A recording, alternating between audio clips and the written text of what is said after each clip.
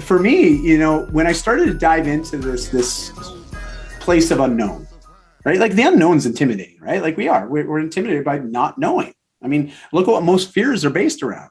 Sure. You know, fear is based around just not knowing. Yeah. And it's that mystery that we're afraid of. It's like, because there's the potential that something bad could happen, but there's also the potential something amazing could happen. Yeah. And so it's trying to remember that. And, you know, when I started going down this path, getting some support, remember going to meetings, you know, I tried some 12-step programs. And you know, I found some solace in that, you know, from the standpoint, there was a community of people that were dealing with the same struggle. Sure.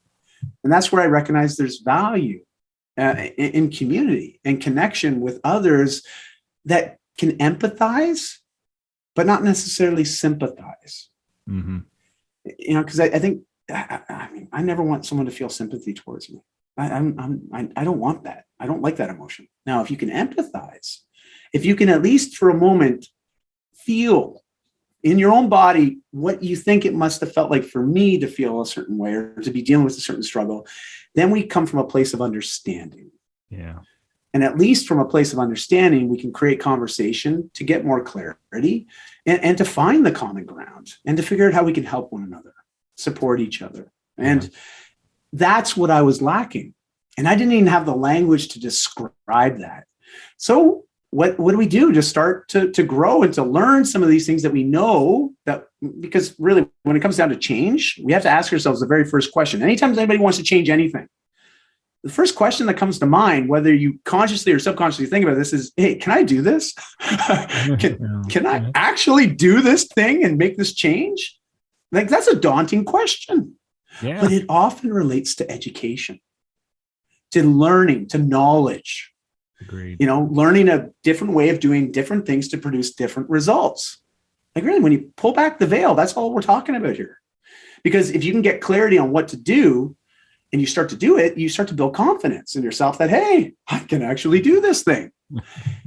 That builds confidence. And once you have that confidence, the second question, and this is the question I really had to sit with, you know, because I got confident. I was like, hey, can I really do this? Can I live a life without alcohol? Like, that's what I was asking myself. I was like, can I actually live a life? Because I've just lived my first 32 years of my life with a lot of alcohol. You know, like I made up for the first 16 years with the last 16, you know, and double down. And can I have a life without it? Can I learn to function without it? And at that point, I didn't know. So that, can I do this? I was like, sheesh, I can't do it alone. Second question. So let's just say you get to a yes on that first question, right? Like, yeah, I can do this. I know I can make this change. The second question is like, okay, if I actually do this, is it going to work? Right? Like, because we kind of want that guarantee, don't we? We want to know, like, hey, if I do this, it's like getting a job, right? It's like, okay, I'm going to clock in for these hours. Well, I know I got a paycheck that's going to be this amount. We kind of like that idea of, I do this, I'll get this result. But in life, we can have the plan as much as we want. The results don't always match the planning.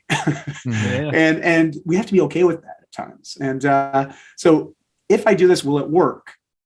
This is where it was really valuable to seek out community, because even though I didn't have that belief in myself, I got to meet other people that were further along on this journey of change than I was. Right. I could see how they were navigating those challenges. I could see how they've now created a beautiful life or rekindled a relationship or, you know, reignited their business even, you know, because even mine, I was bringing a lot of my stuff. This is when I knew I really had a challenge, was when I started bringing it to work with me. There was always that separation, but it started to affect my production at work, how I was leading my company. You know, it's a slippery slope when you start to become really aware of that. And so there's question 2, you know, like, first, can I do this? You get a yes. 2 is like, okay, if I do this, will it work? And now it's question 3. Is it worth it? And, you know, if we're talking about an organization or a nonprofit or a team environment, sure, we can use it. But what I needed to do was look in the mirror and say, hey, am I worth the change? Is my life worth the change? That question is not easy to answer, especially if you're coming from a place where you already feel like you have no value to offer.